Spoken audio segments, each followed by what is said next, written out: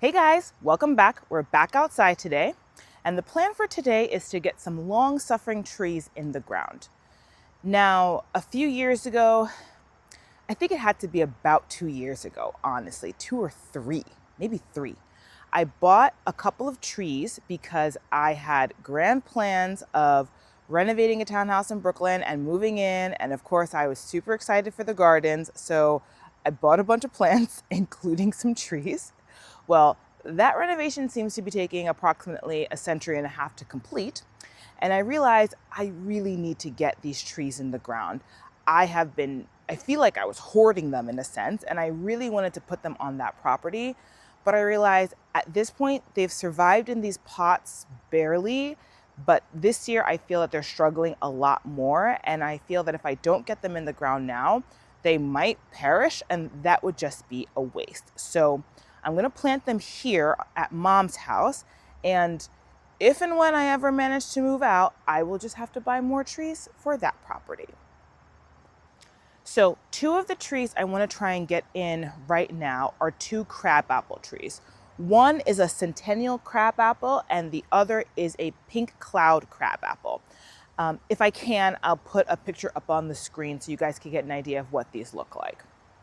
Now, this project that I'm taking on is a little bit precarious because I'm planning on putting them on each side of the driveway on the strip of lawn that's closest to the road. Now, the reason why this is precarious is one, technically, although we have to maintain this strip of grass, if at any time the city needs to come and do some work, they can and will. They don't have to ask permission. So you have to be okay with losing whatever is here, right? Now, the city actually will put plants here, put trees here for you. They usually will plant spring blooming trees such as flowering pear trees and I want to say rosebuds. I'm blanking right now on the name of this tree. Everybody knows them. I'll put the name up on the screen because my brain is blanking right now. And we were going to have them plant some trees here for us last year, but when they came out to do so, they stopped because we have sprinkler lines running through the grass here. So that's the second reason why this project is very precarious, because I need to try and get these trees in without messing up the sprinkler lines. I really don't want to break the sprinkler lines. So we'll see. I'm going to try and be careful. I have bricks laid over where the sprinkler heads are themselves, so I at least have an idea of where those are. And like I said, I'm just going to try and dig really, really carefully. Okay, so right now I'm standing in the driveway and I'm facing the road. And here's where I'm thinking about planting the 2 crabapples. The one on, it's going to be my left over here. That's the centennial crabapple. And this one is the pink cloud crabapple. I struggled a little bit with where exactly to place these 2 trees because at first I had them spread out a little bit differently, because when I looked at them across the street, I was trying to figure out where it made sense symmetrically to put them. And I was happy with it when I was across the street. But when I looked at it from the view that you guys just had from the driveway, which is in my mind, I guess, where we would probably see it the most often, it looked a little bit off. So I've moved them around a little bit and I think I'm happy with this. It's not perfect. It's definitely not perfectly symmetrical, but at some point you have to make a decision and move on. So I think this is where I'm going to plant them.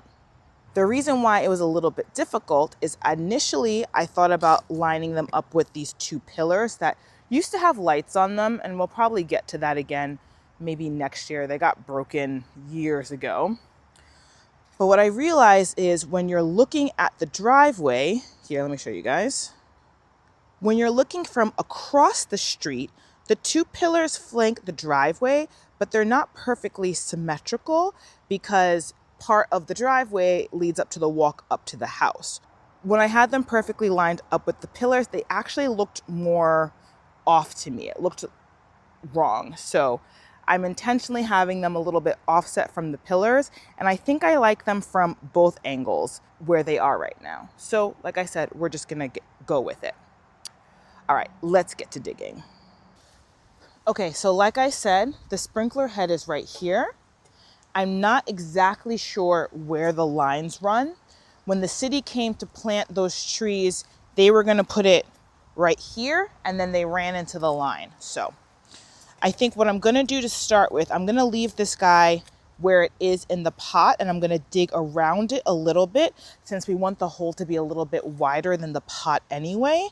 And then this way I'll know exactly where I wanted it, and we'll start to get an idea of where the sprinkler lines are.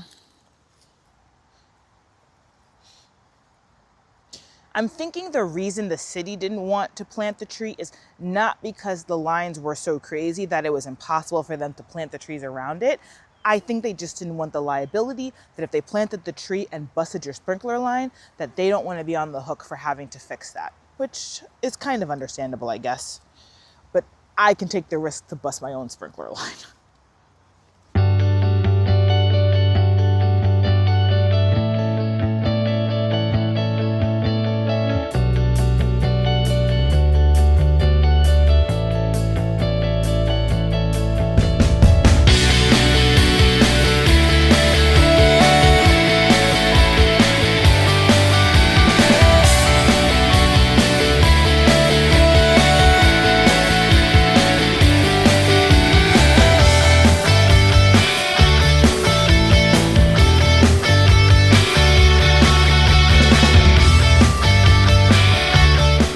Okay, first step done. I don't see any obvious damage just yet.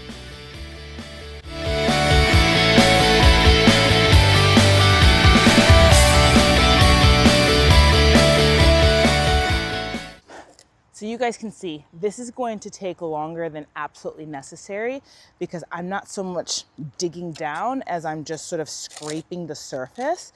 Again, because I'm trying not to break the sprinkler line.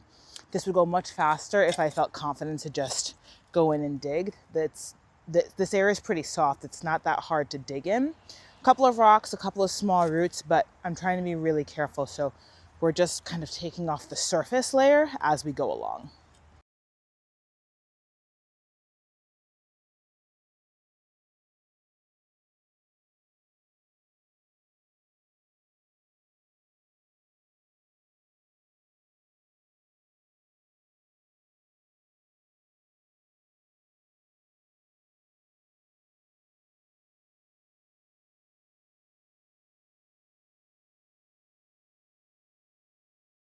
Okay, I think you guys should be able to see the black tubing there.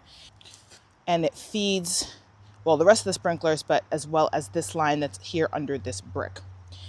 I'm gonna dig around the area a little bit more, make sure there's no other tubing, but I think it should be okay. Let me see how much deeper I need this hole to be. Now, the other thing to potentially consider is, should I be planting a tree right on top of this line? I don't know. I don't know if that's a bad idea. I don't know if it doesn't really matter, if it'll be fine. Maybe in a few years I'll find out that it was a terrible idea to put this tree directly over the sprinkler line. I don't think the roots will break the line open, but I guess I'll find out. Or someone in the comments can tell me that this was a terrible idea, but the deed will probably be done by then. So we'll just all have to live with it.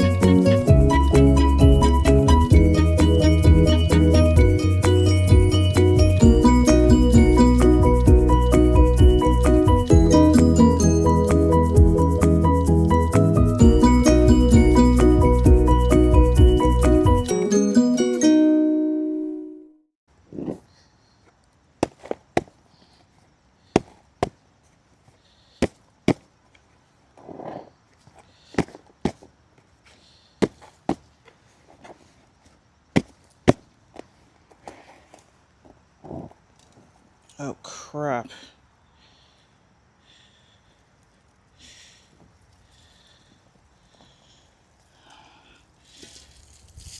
Not a very big root ball here. That's concerning. Very little root ball on that one. Very concerning. Definitely need to get these guys in the ground.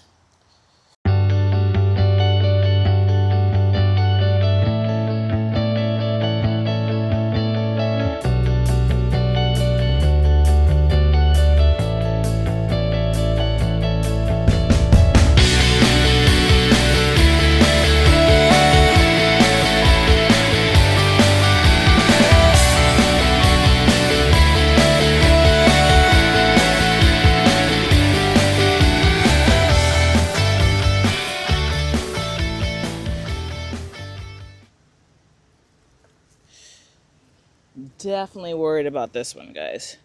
I mean, look how small this root ball is. But it's not dead, so I think now I'll have a fighting chance. This is obviously too low. Because look how puny that is.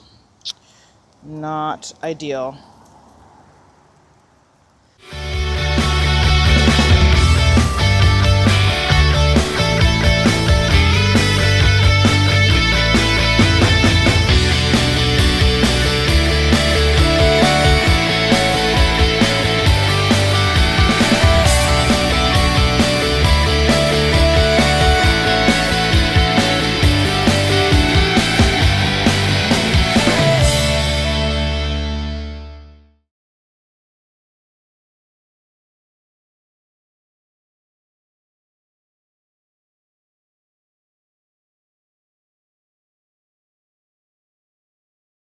Okay guys, we got both crab apples in the ground and we managed not to break the sprinkler lines. You guys saw me water them in. The one on the other side, if you guys ever wondered what my soil is, clay. It took so long for the water to drain on that side. This side wasn't too bad. It was reasonable actually. So different type of soil in here. Over there, pure clay. I mean, I think it took a good 10 minutes for all of that water to drain.